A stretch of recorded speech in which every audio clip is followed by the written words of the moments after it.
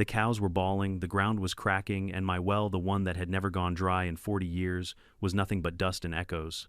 I remember standing there under the blazing Texas sun, the heat shimmering off the soil, my throat tighter than a rusted faucet. My irrigation pipes hissed out air instead of water. And just across the fence, I could hear its sprinklers, ticking fountains, splashing, and the laughter of HOA families cooling off under water I no longer had.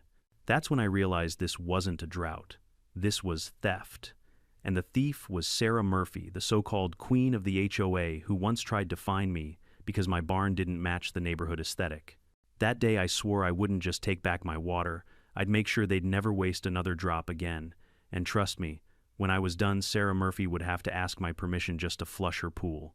Before we dive in, tell me in the comments where you're watching from and what time it is, and don't forget to subscribe because you're about to hear how one old farmer bought the whole water company just to make the HOA pay. For most of my life, I thought peace was simple.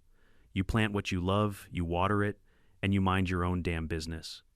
But peace doesn't last long when the HOA moves in next door. It started 5 years ago when the city decided to beautify the outskirts of our farming district. What that really meant was turning open land into high-priced cookie-cutter houses, the kind with plastic shutters, fake smiles, and real arrogance. They called it Crescent Meadows HOA, though there wasn't a single meadow left once they paved it all. At first I tried to be civil. I waved when I saw new neighbors, lent tools, even let kids come pet the calves. But soon after, the letters began showing up. The first one said my barn door color did not harmonize with community standards. The second one complained about my rooster creating a hostile sound environment. And the third one came with a $250 violation fine for having a tractor visible from the street. Guess who signed every one of those notices? Sarah Murphy. Sarah was the kind of woman who spoke like every word deserved applause. Platinum blonde hair that could blind you in sunlight, pearl necklaces for mowing the lawn, and an ego that could fill a water tower. She ran the HOA like it was a kingdom, and she was the crowned queen.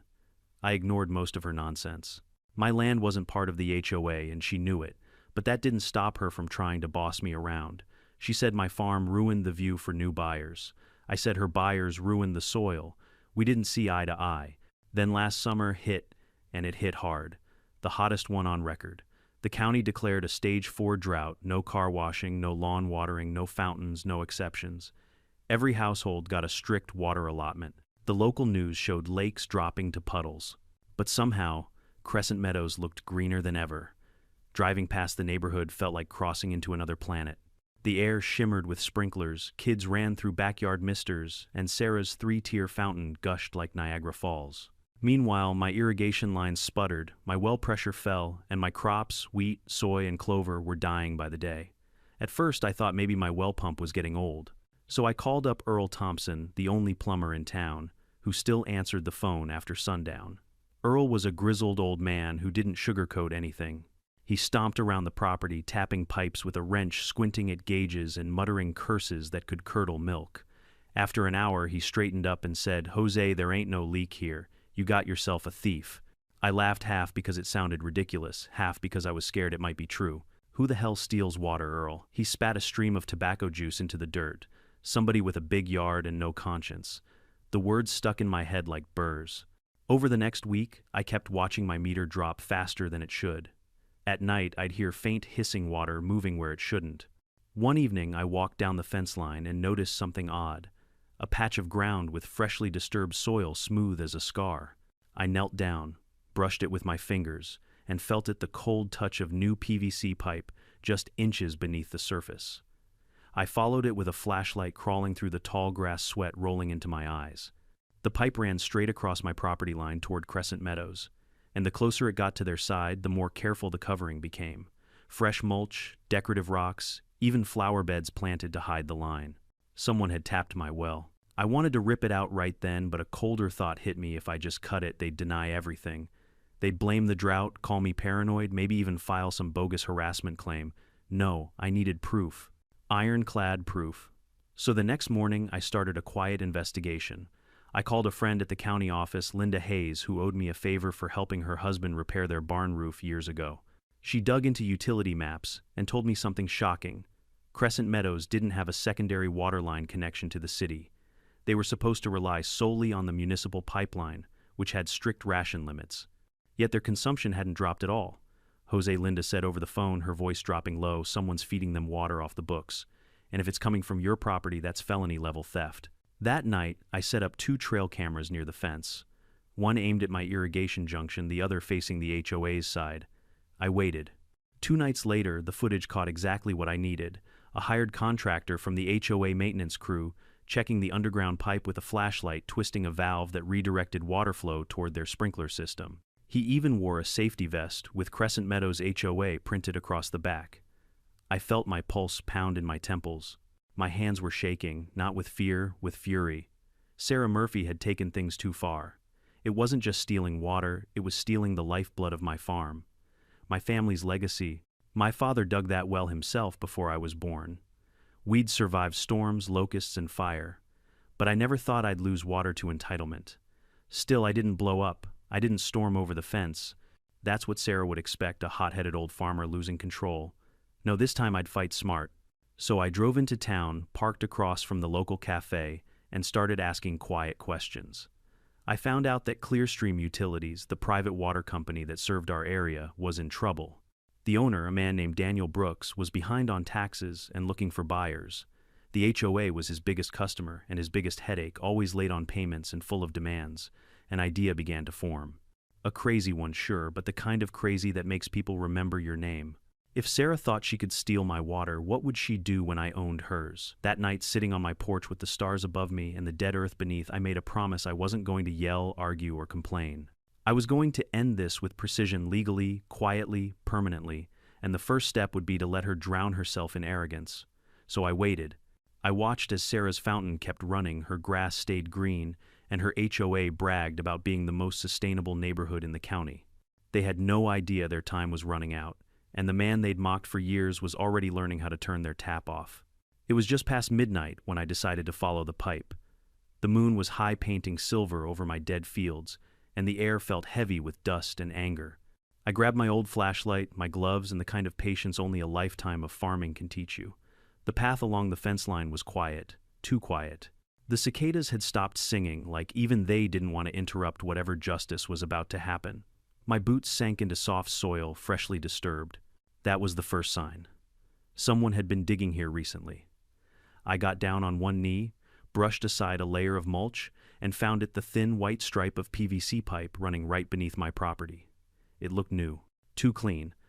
I followed it, crawling between the fence posts, brushing dirt off every few feet. Each time my heart pounded a little faster, and then I saw where it led. Across the boundary line, just past a cluster of decorative shrubs, stood a small shed HOA property. It had a lock, a brand new water pressure gauge, and a silent hum coming from beneath. My beam of light caught a shiny metal valve inside through a vent hole. That's when I knew. My well was feeding their entire irrigation system. I felt that kind of cold fury that doesn't burn, it freezes. I sat there for a long time watching the shed, my jaw locked so tight it hurt. I could almost hear Sarah Murphy's smug laugh echoing from her porch across the way. The woman had literally tapped my lifeline, but storming over there and yelling wouldn't solve anything. Sarah was too slick. She'd twist it around, call the HOA lawyer, maybe even accuse me of tampering. No, I needed hard evidence, and I needed it legally. The next morning, I visited my friend Linda Hayes at the county resource office. She'd worked there for 20 years and trusted me enough to bend a few rules. When I told her what I'd found, her eyes widened. Jose, that's theft of utilities. If you can prove it, that HOA's in deep trouble. Can't just prove it, I said. Gotta make it stick. She nodded, pulling up property blueprints on her computer. Here. The official line from your well stops right here at the property border. Anything beyond this, she tapped the screen. Illegal. Then she leaned closer. Funny thing though, the HOA applied for a landscaping permit 6 months ago. Approved for non-water improvements only. No irrigation infrastructure. My lips curved into a slow grin. So they lied on the permit too. That night, I went full detective mode. I borrowed a small inspection camera from a buddy at the hardware store, ran it along my pipe junction, and recorded everything. The footage showed the split in my water line where their unauthorized pipe connected. Clean, new, and deliberate. To make sure it wasn't just a visual fluke, I turned off my main valve for a minute, and right on cue, their sprinkler system shut down. I turned it back on, and within seconds, the sound of water spraying returned from their side of the fence. Gotcha. But I still didn't move. Not yet. I wanted to see how deep this arrogance ran. So for 3 more days I watched, documented, and waited. And what I saw made my blood boil and my plan sharpen at the same time. Sarah had the nerve to host an HOA water efficiency event right there in her green backyard, while using my water to fill her koi pond for a photo op. There she was in her sun hat and floral dress, lecturing homeowners about conservation while fountains bubbled behind her. Every time she said, "We all have to do our part," I nearly broke my camera laughing. But anger without strategy is useless. So I decided to get professional help. I drove to see Mark Reynolds, an old friend and co-op manager who'd handled irrigation disputes for decades. Mark was the kind of man who'd seen every dirty trick in property management. After hearing me out, he leaned back in his chair, arms crossed. "You're sitting on a goldmine of proof, Jose. But before you go to the county, let's make sure they hang themselves with it." I frowned. Meaning, let them think they got away with it. Keep recording. When they realize the water's not infinite, they'll start getting desperate. That's when they'll make mistakes, big ones. I didn't like waiting, but Mark was right, so I kept quiet. Then the mistake came faster than either of us expected. 2 weeks later, I noticed a new trench dug near the shared access road. At first glance, it looked like a repair project. But when I checked the permit records online, there were none. Turns out the HOA had hired another contractor, this time to install a secondary feeder line toward their clubhouse. They were expanding the theft. That was the last straw. I went out early the next morning before sunrise. The mist clung low over the fields as I approached the junction. I shut off the valve connecting my main well to their illegal branch, then attached a high-pressure lock cap that couldn't be removed without tools. For good measure, I installed a tiny motion camera aimed right at the buried connection. By noon, chaos had erupted across Crescent Meadows. I sat on my porch sipping black coffee as sprinklers hissed to silence and fountains sputtered dry. A dozen homeowners ran around their yards like panicked pigeons.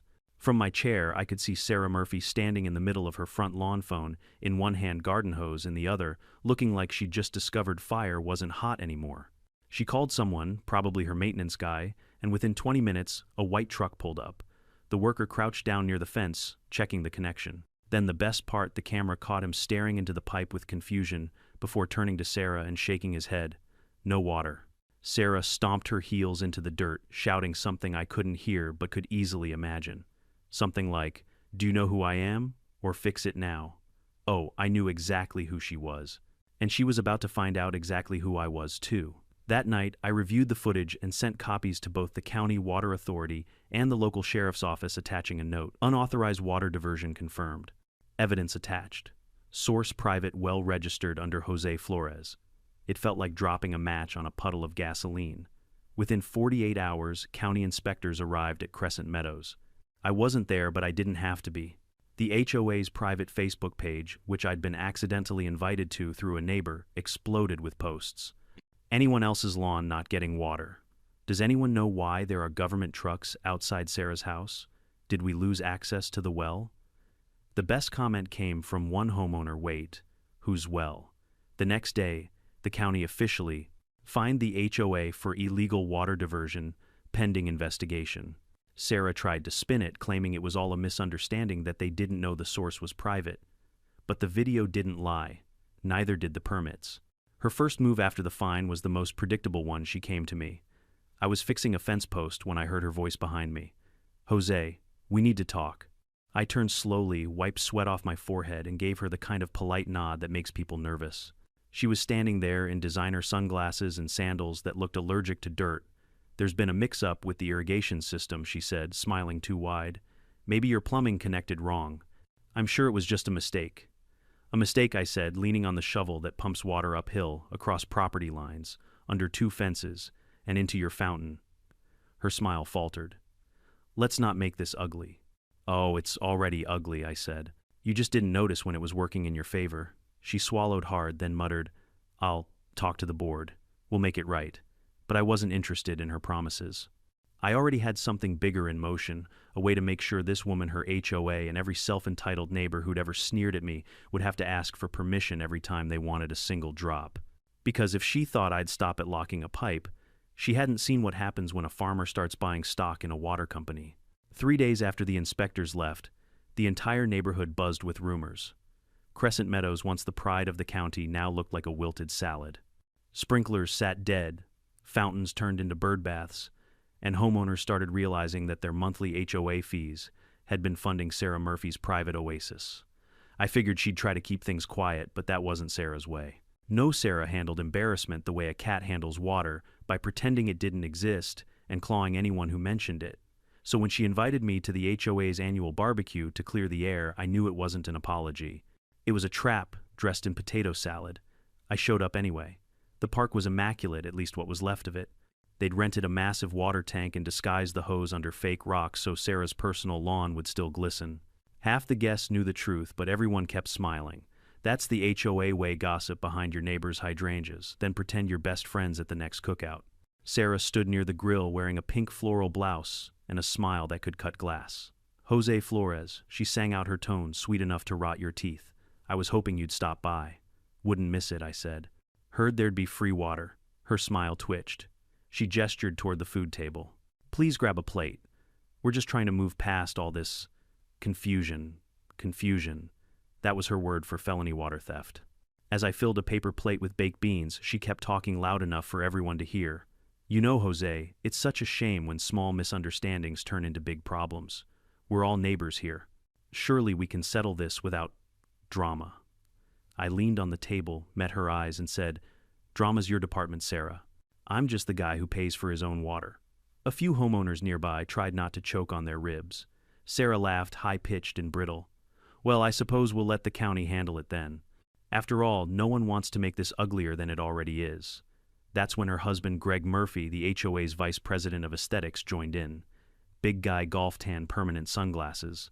Jose, he said, lowering his voice, Sarah's been under a lot of stress. Maybe you could ease up a bit. She didn't mean any harm. I looked at him, then at her. Funny. My cows didn't mean any harm either when they went thirsty. He stiffened. You don't want this to get legal, do you? I grinned. Greg, it's already legal. You just don't like who's winning. Sarah's face turned redder than her wine. Well, she said sharply, I hope you're satisfied. You've ruined our irrigation system, and now everyone's lawns are suffering. Correction, I said. Your system was built on my water. You ruined it the moment you tapped that line. The whole park went quiet. You could have heard a mosquito land on a corn leaf. Sarah recovered quickly, plastering on another fake smile. Let's not be dramatic, she said. We can fix this like adults. Perhaps some compensation, I tilted my head. Compensation? You mean the thousands in fines you owe the county, or the part where your HOA tried to bury evidence her mask cracked? You don't have proof of that. Oh, don't worry, I said. I'm not the one you'll need to convince. Then I tipped my hat and left.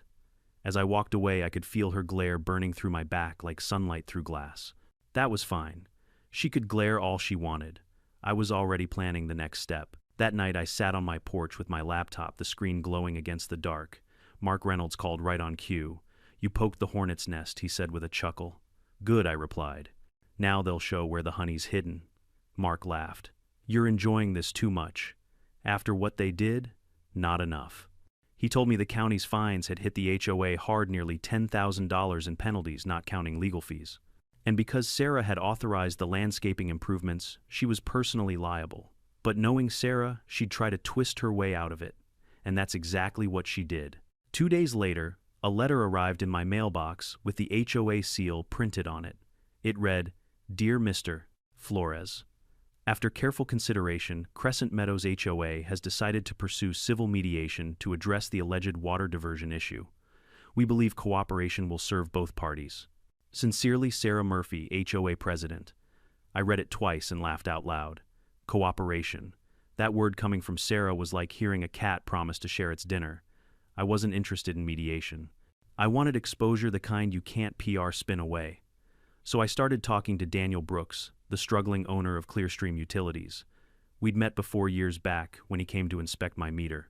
He remembered me and remembered how much trouble the HOA gave his company over special requests and unpaid invoices. When I mentioned that, I was interested in investing. His eyes lit up. Jose, you serious? We've been looking for partners to keep this place afloat. I'm not just serious, I said. I want control. He hesitated. Control, you mean... if I buy in, I want the authority to enforce water distribution policies fairly. And I don't want that HOA getting a drop more than they pay for. Daniel nodded slowly. Well, the board's meeting next week. You might just get your wish. Meanwhile, back at Crescent Meadows, Sarah was losing her kingdom. The grass in front of her house had faded to a dull yellow, her koi pond was a cracked basin, and the grand three-tier fountain now stood dry, collecting dust and dead leaves. I passed by one afternoon and caught her standing there, hands on hips, glaring at the fountain like it had betrayed her personally. "Problems with the plumbing?" I asked from the truck window. She jumped, clearly startled. "Mind your own business, Jose." "Oh, I am," I said, nodding toward her dead lawn. "This is my business." She turned away, muttering something about lawsuits. But what really broke her wasn't the lawn, it was the neighbors. Once the fines rolled in, HOA members started asking questions. Why were their fees so high? Why had Sarah insisted on managing the water system herself? Why was there no record of a city permit for the irrigation expansion? At the next HOA meeting, half the board resigned. The rest demanded transparency. Sarah tried to regain control by calling for a re-election, but the residents voted no confidence unanimously. The Queen had lost her crown. And she didn't even know the worst part yet, that I was about to become her water supplier. When Daniel called the following week, his tone was pure relief. "Jose, the board approved the sale. You're now majority shareholder of Clearstream Utilities." I nearly dropped my coffee. "You're serious?" "Signed and sealed this morning." "Congrats, partner." I leaned back in my chair, staring out across the parched fields that had caused me so much grief. The irony was delicious. The next morning, I drafted an official company memo titled Revised Water Distribution Policy for Drought Conditions. It read simply, "Effective immediately, all non-agricultural entities under Clearstream Utilities will be subject to strict drought restrictions. Excessive lawn irrigation and ornamental water features are prohibited until further notice. Violations will result in suspension of service." Guess which HOA fell squarely under non-agricultural Crescent Meadows? I signed it, hit send, and sat back, feeling a satisfaction no amount of revenge could top. The next phase had begun, the one where Sarah Murphy finally learned that you don't mess with a man who owns the faucet. And for the first time in weeks, I slept like a man who knew the water would be waiting for him come morning. The sun rose over my fields like molten copper that morning. For the first time in months, I felt a strange peace, the kind that comes when you finally hold the steering wheel of your own destiny. The air was still dry, but inside my chest, it felt like a storm about to break. I owned the water company now. Let that sink in. The same old man Sarah Murphy once called a stubborn dirt farmer was now the one signing her water bills, and she didn't know it. Not yet, but she was about to find out in the most poetic way possible. The moment my new drought policy went public, the HOA email chains lit up like a Christmas tree on fire. I'd set it up so that every Clearstream customer got a notice at the same time. The subject line was simple: water restriction alert, effective immediately. Underneath the message explained how excessive outdoor water use, especially for aesthetic landscaping and fountains, was prohibited until further notice. Violators would face disconnection or fines. Within hours, the Crescent Meadows group chat was chaos. I didn't have to imagine the messages. My buddy Linda at the county office was still in their chat for monitoring purposes. She sent me screenshots. "Is this real? No fountains. How are we supposed to maintain property value? We pay for water. We deserve access. Call Sarah. She'll fix it. Oh, Sarah." She didn't take long to react. The very next day, I received a formal complaint email from Crescent Meadows HOA addressed to Clearstream Utilities Corporate Division, which in reality was just me and one tired secretary named Jolene, who worked part-time out of the office downtown. The email read, "Dear Clearstream, the new water restrictions are unacceptable. Our community maintains high standards that depend on proper irrigation and landscape upkeep. We demand exemption from these limitations. Failure to comply will result in legal action. Sincerely, Sarah Murphy, HOA President." I laughed so hard I nearly spilled my coffee. Jolene, bless her heart, printed the email out and brought it to my desk, shaking her head. "Boss, you want me to handle this one?" I nodded. "Yep, send her our standard response." That response was simple. Per county drought regulation, no exemptions will be granted. Continued violation will lead to suspension of service. We sent it off, and I sat back imagining her expression when she read it. By Friday, reports started coming in. The Crescent Meadows sprinklers had gone dry again. This time, there was no secret well to save them. I made sure the Clearstream technicians installed metering valves across the HOA's entire zone. If anyone tried to override the flow rate, the system would automatically cut pressure to zero. That night, I poured myself a whiskey and walked out to the fence. From my property, I could see Sarah's grand fountain in the moonlight, silent, cracked, and gray. The Queen's crown was gathering dust. Then I heard voices muffled and angry coming from her yard. "Sarah, the grass is dying. This is out of control. You said we'd have water back by the weekend." I smiled. The rebellion had begun. By Monday, it wasn't just whispers anymore, it was open war inside the HOA. I got the full picture from Linda, who loved every second of it. Sarah called an emergency meeting in the community hall. Homeowners packed the room sweaty and furious. The AC couldn't keep up with the crowd, and without water, even the decorative plants around the hall had wilted. Ladies and gentlemen, Sarah began trying to project calm. This is only temporary. I've spoken with the water company. Then why do we still have no water? Someone shouted. Because they're corrupt, Sarah snapped, slamming her palm on the table. This is retaliation by that farmer next door. He's behind all of this. Dozens of eyes turned toward her. You mean Jose Flores? A neighbor asked. The guy you said was paranoid, her voice wavered. He's manipulating the county, I'm sure of it. Another voice from the back, Sarah. They said the new policy came from Clearstream Utilities. That's not county. She opened her mouth, then closed it. Then fix it, someone else yelled. We pay dues. You said you had influence. Linda told me later that the meeting ended with Sarah storming out red-faced and humiliated while residents shouted after her. One even demanded she refund their HOA fees. By the next morning, half the neighborhood lawns had turned yellow, and local news trucks started circling like vultures. Around noon, my office phone rang. Jolene answered, then held the receiver toward me. It's her, she mouthed. I took the call. Mr. Flores. Her voice was tight, polite, and trembling. I assume you're aware of the chaos your company's policies have caused.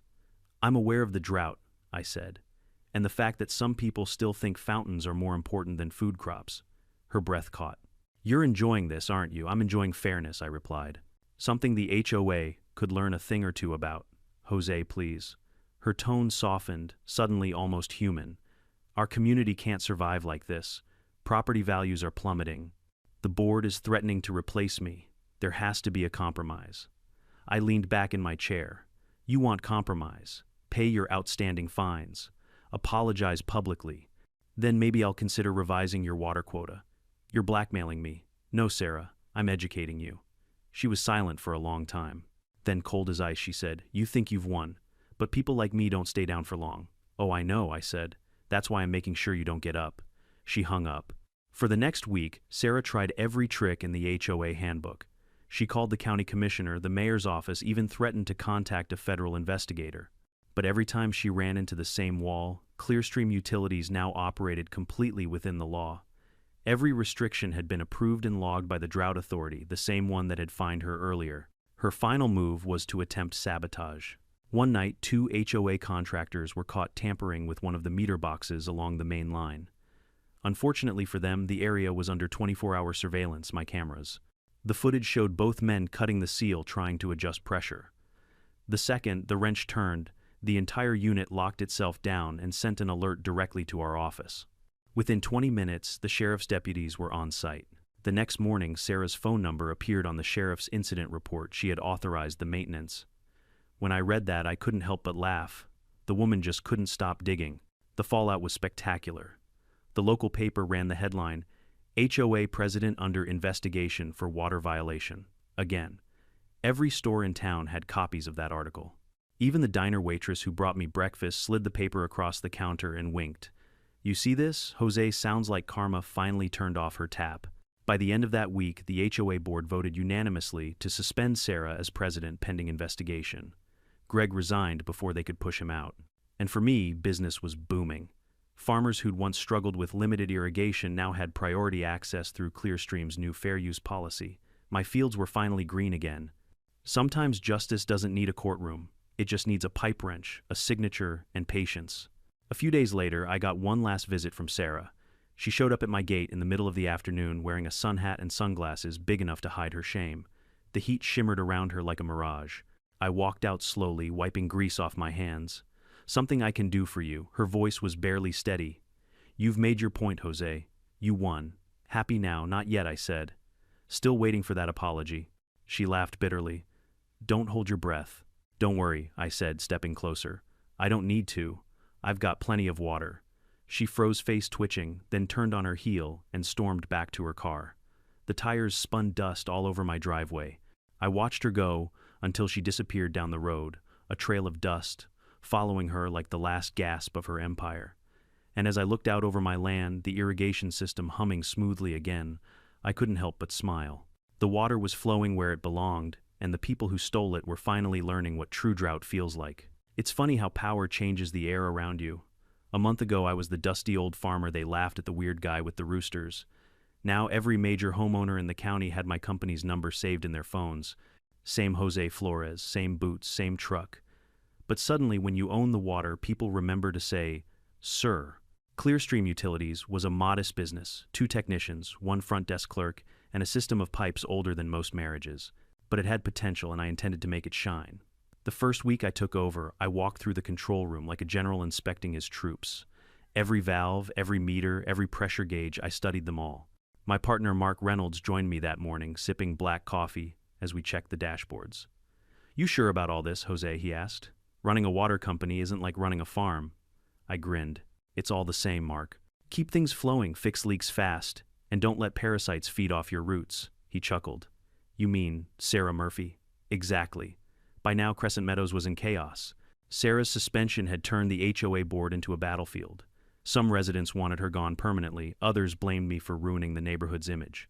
But the truth was simple. They'd built their paradise on stolen ground, and now the bill had come due. The irony, I was about to make them pay legally for what they'd once stolen. As the new owner, I met with county officials to revise the regional water distribution plan. We reclassified zones based on priority agricultural and emergency services, top priority. Residential, essential use, moderate priority. Aesthetic or non-essential, like fountains, lawns, and HOA vanity projects, restricted until the drought ended. Every word was backed by regulation, sealed and signed by the county's Drought Management Committee. The next day, my company issued new contracts. For most people, it didn't change much, but for Crescent Meadows, the fine print hit like a hammer. Their water rate doubled, their flow quota was cut in half, and their request for beautification exemptions was denied. I knew Sarah would read that clause and choke on her lemon water. Sure enough, the following week, I received a letter written in her signature passive-aggressive tone. "To whom it may concern, it has come to our attention that Crescent Meadows HOA has been unfairly targeted under new water regulations. Our community is a model of excellence, and we refuse to be punished for our success. Please reconsider this discriminatory policy immediately. Respectfully, Sarah Murphy, HOA President, suspended." I forwarded the email to Mark and typed a short reply. "Dear Mrs. Murphy, your community is indeed a model of what happens when arrogance meets reality. Enjoy your restricted flow. Sincerely, the guy who owns the faucet." Of course, I never sent that version. Jolene wrote a proper one with legal jargon instead. But oh, I wanted to. While the HOA fumed, Clearstream started thriving. Farmers from neighboring towns came to thank me for prioritizing their irrigation systems. I drove through miles of green pastures that had been brown just weeks earlier. It felt good, not because I'd won, but because the balance was finally restored.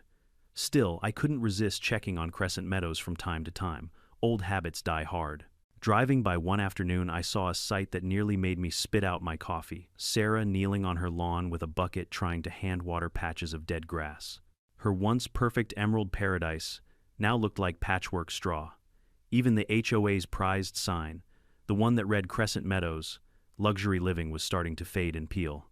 Across the street, another homeowner had replaced his grass with gravel to save on water bills. A hand-painted sign in his yard read, "Welcome to Crescent Dust Fields." Poetic justice had a sense of humor. A week later, Mark and I attended a county business luncheon, mostly bureaucrats, landowners, and a few old money types pretending to care about conservation. I wasn't one for fancy events, but Mark insisted. Halfway through the meeting, I felt a hand on my shoulder. I turned, and there she was. Sarah Murphy in a beige suit and a smile sharper than broken glass. "Jose Flores," she said, voice dripping honey and venom. "I hear congratulations are in order. The town's newest tycoon." "Never thought I'd see you outside a fountain," I said. Her smile flickered. "You've made your point. But if you think this power trip will last, you're mistaken. People are already complaining. My HOA isn't the only one suffering." I took a sip of my coffee. Difference is, they didn't steal their supply first. She leaned closer, whispering, "You can't keep me down forever, old man. You own the water company now, sure, but I know people. Investors. And when they buy it out, you'll be the one left thirsty." I leaned back calm as the ocean before a storm. "Then you better hope those investors like dealing with drought penalties, because Clearstream's not for sale. Ever." Her expression froze. "Oh, and Sarah," I added, If you really want your grass green again, try painting it. She left without another word. 2 weeks later, the county news ran a feature titled From Farmer to Flowmaster, How Jose Flores Changed Drought Management Forever. They called me a local hero. I didn't feel like one, I just did what needed doing. But I'll admit, seeing Sarah's HOA mentioned as an example of wasteful mismanagement was the cherry on top. Meanwhile, Crescent Meadows continued its slow public collapse. Without water for aesthetics, their property values tanked. Realtors pulled out. New buyers vanished. Residents started quitting the HOA entirely. The bylaws allowed dissolution if 60% of members voted for it. And after one particularly brutal summer week, that's exactly what happened. They called a meeting, and when the vote was counted, the Crescent Meadows HOA was officially dissolved. The association bank account was empty, the fines unpaid, and Sarah's signature was still on every invoice. She wasn't just broke, she was liable. I didn't hear from Sarah for a while after that. Then one night, Mark forwarded me a link from an online auction site. There it was, estate sale, Crescent Meadows Lot 47, former HOA president's residence. The pictures showed her once beautiful house, now stripped bare. The koi pond was gone, the fountain dismantled, the grass completely dead. The starting bid, half its original market price. I almost felt sorry for her. Almost. A month later, during a Clearstream shareholders meeting, one of my technicians brought me an envelope. Came for you personally, sir. No return address. I opened it. Inside was a single piece of stationery embossed with faint floral patterns. Sarah's handwriting neat but trembling. Jose, you've taken everything I had. I hope you're proud of yourself. Crescent Meadows is gone. My home is gone. But if it makes you feel better, you were right. We stole from you. I just never thought it would cost me this much. Sarah Murphy. I folded the letter carefully, placed it in my desk drawer, and said nothing. Revenge always sounds sweet until you taste the afterburn. But even then, I didn't regret it. Because this was never about vengeance. It was about justice, and about proving that even one old farmer can outsmart an empire built on arrogance. Still, as I looked out the window that evening and saw the lights of the town flicker against the dark horizon, I realized something strange. I didn't feel victorious anymore. Just done. The war was over. The wells were full again. And sometimes peace feels heavier than anger ever did. By late August, the heat had grown vicious again, the kind that made the sky shimmer like a mirage and turned every breath into dust. But this time I didn't worry. My wells were strong, my crops steady, and my irrigation lines hummed with steady pressure. For the first time in years, everything worked exactly as it should. Everything except Crescent Meadows. Their lawns were long gone. Their once green paradise now looked like a graveyard of dead turf and cracked pavement. The HOA sign that once boasted Crescent Meadows a premier community now hung crooked, half-buried in dust. I'd drive by, sometimes mostly out of habit, but also because I couldn't resist watching karma do her work. Sarah Murphy, however, was nowhere to be seen. After losing her house, she'd vanished from town. Word was she'd moved to a condo 2 counties away, where the rent included water and humiliation came free. The HOA was officially dead, dissolved by majority vote. The members who remained were too broke, too tired, or too embarrassed to fight anymore. Some houses were sold to new buyers, others stood empty. Without regular maintenance, the community's drainage system began failing. When the first big rainstorm hit in September, the streets flooded ankle-deep within minutes. I didn't take joy in seeing homes damaged, but I did see irony. They'd stolen water to make their lawns perfect, and now they had more of it than they could handle, the wrong kind in the wrong place. That's the way karma works. It doesn't take sides, just balance. Clearstream, meanwhile, was thriving. My fair use policies had become a county-wide model. Other towns adopted similar frameworks, prioritizing agriculture, emergency services, and responsible households. The local paper even called it the Flores Standard. Mark joked that I'd end up running for county commissioner someday. I told him I'd rather wrestle a bull than sit in another meeting with politicians. Still, I'll admit, it felt good seeing common sense win for once. But just when I thought the story had ended, karma handed me one last surprise. One morning, Jolene buzzed me from the front office. "Jose," she said, "we've got a visitor. Says it's urgent." I sighed. "Another HOA." "Not quite. She says her name's Emily Watson. Claims she used to live in Crescent Meadows." I told her to send the woman in. Emily looked to be in her early 30s, polite but exhausted. She clutched a small notebook in her hands like it was her last line of defense. "Mr. Flores," she said softly, I don't mean to intrude, but I used to be Sarah Murphy's secretary for the HOA. That got my attention. Oh, she nodded quickly. I'm not here to defend her. Quite the opposite. I quit after the investigation started. But there's something you should know. She opened her notebook and slid a few papers across my desk, old HOA meeting minutes, signed invoices, and receipts for maintenance work. Every one of them was connected to the illegal water connection Sarah had authorized months before the theft was discovered. She tried to pin the whole thing on the contractors, Emily said, but I found these in the archives. She signed every approval herself. She even wrote a memo saying the water diversion plan will be reimbursed quietly once drought ends. I flipped through the pages. The handwriting matched the letter she'd sent me weeks ago. Same neat, cursive, same arrogance hidden behind tidy pen strokes. I looked up. Why bring this to me now? Emily hesitated. Because I heard she's suing the county. My eyebrows shot up. You're joking. She's claiming her reputation was destroyed unfairly, that the water theft investigation was mishandled. She's blaming you, the county, and even Clearstream. I sat back in my chair, letting out a long, tired laugh. That woman's got more nerve than a copperhead. Emily shrugged. I thought you'd want to know before it hits the news. And she was right. By the following week, Sarah Murphy was back in the headlines, not as the villain, but as the self-proclaimed victim of corruption and conspiracy. Her new lawyer was some city hotshot named Blake Carson, famous for representing developers in environmental cases. He went on local TV and called me a vindictive farmer abusing his corporate position. I nearly spit out my coffee when I heard that. But instead of getting angry, I smiled. Let them come.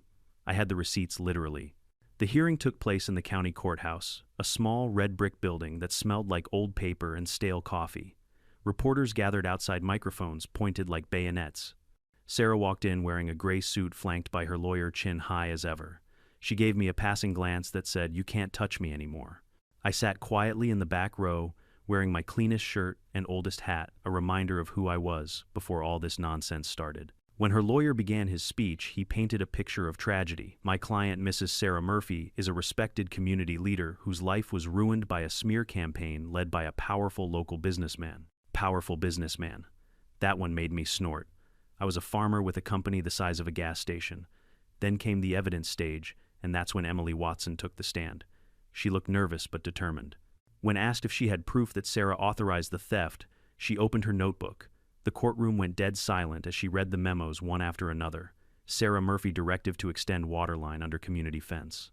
Sarah Murphy approval to use unregistered contractor. Sarah Murphy note, do not discuss with county until after dry season. Each document had her signature dated and clear. Sarah's lawyer tried to object, claiming the documents were unauthorized, but the judge wasn't buying it. By the end of the day, Sarah's face had turned the color of clay. She didn't look at me once.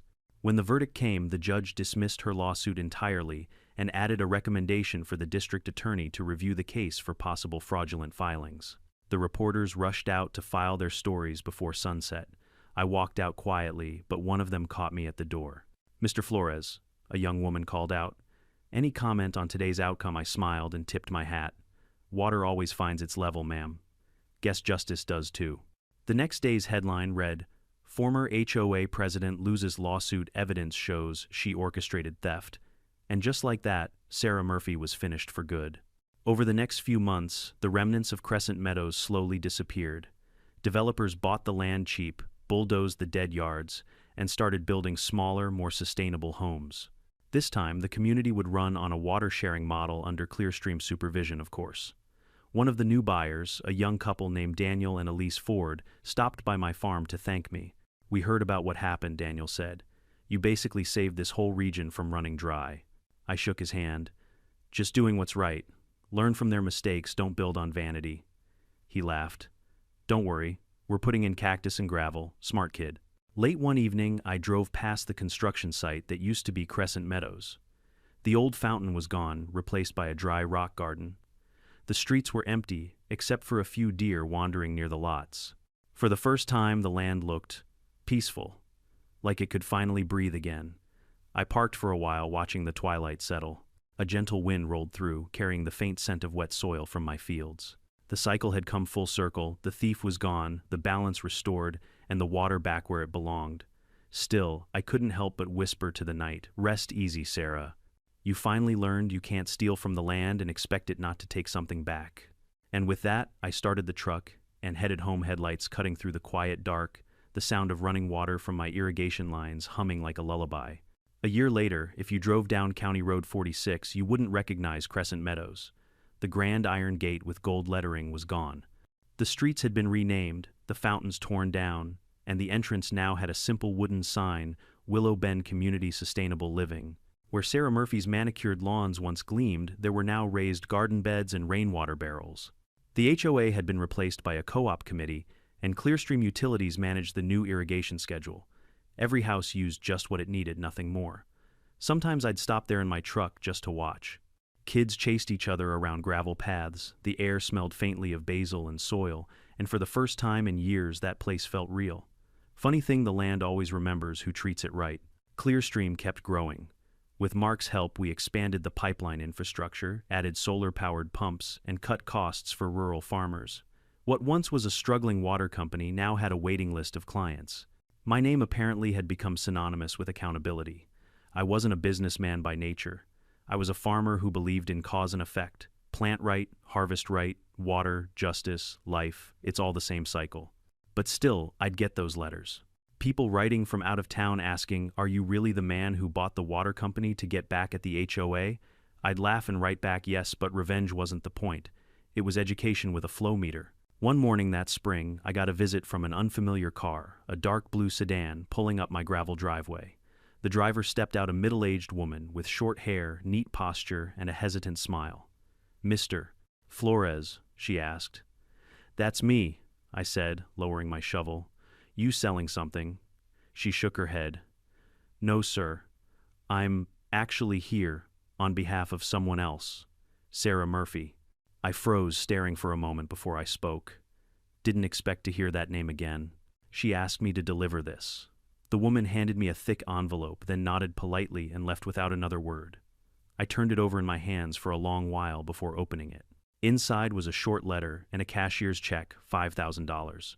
"Jose, I sold what little I had left. Consider this, what I owed you from the beginning, for the fines, the trouble, and maybe a fraction of the peace I cost you. I'm not asking for forgiveness, just closure. I live quietly now. No lawns, no fountains. I started volunteering at a community garden. We teach kids how to grow with less water. It feels strange, but it feels right. Maybe this is what it was always meant to be. Sarah Murphy."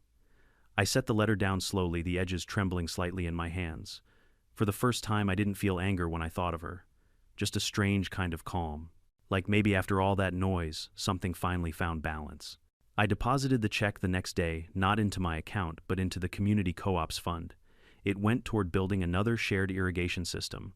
Sarah's debt, in a way, watered new life. By midsummer, the county held a water stewardship celebration. Local families, farmers, and city officials gathered to mark the first full year without a single drought violation. Mark insisted I come. "You're the reason this all started, Jose," he said. "You can't hide behind the farm forever." So I went.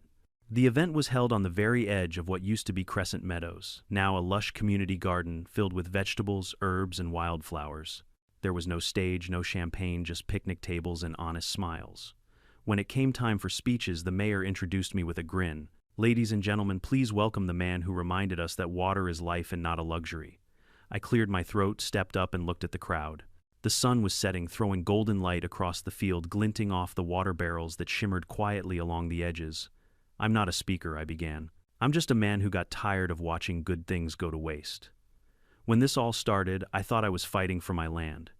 But really, I was fighting for respect, for the water, for the work, for what feeds us all." I paused, letting the words settle. "See, water doesn't care who you are. It doesn't bow to money or rules or pride. It just moves steady, quiet, relentless. You can steal it, you can hoard it, but sooner or later it'll find its way home. It always does." The crowd was silent for a moment, then broke into applause. As I stepped down, a little boy tugged my sleeve.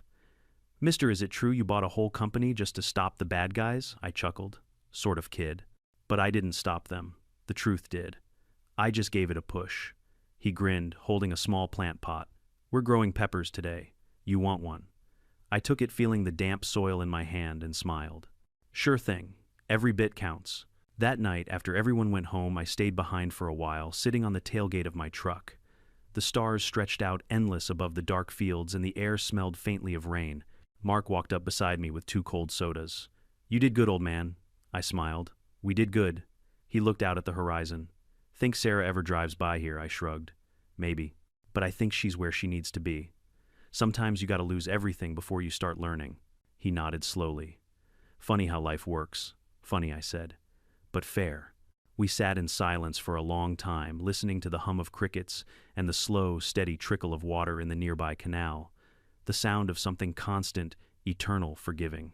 If you've stuck with me till now, here's what I want you to take away. Life has a rhythm like the flow of a stream. You can try to dam it up, redirect it, or steal from it, but sooner or later it'll carve its own way back. Sarah Murphy tried to control everything, nature, neighbors, even the truth. And in the end, she lost it all. But she also learned. And maybe that's what justice really is, not revenge but realization. So wherever you're watching from tonight, take a second to think about what's worth protecting: your home, your land, your peace, and remember that fairness doesn't shout, it flows. If you enjoyed this story, tell me where you're watching from and what time it is. And don't forget to subscribe, because in this world of crazy HOAs, there's always another story waiting just down the fence line.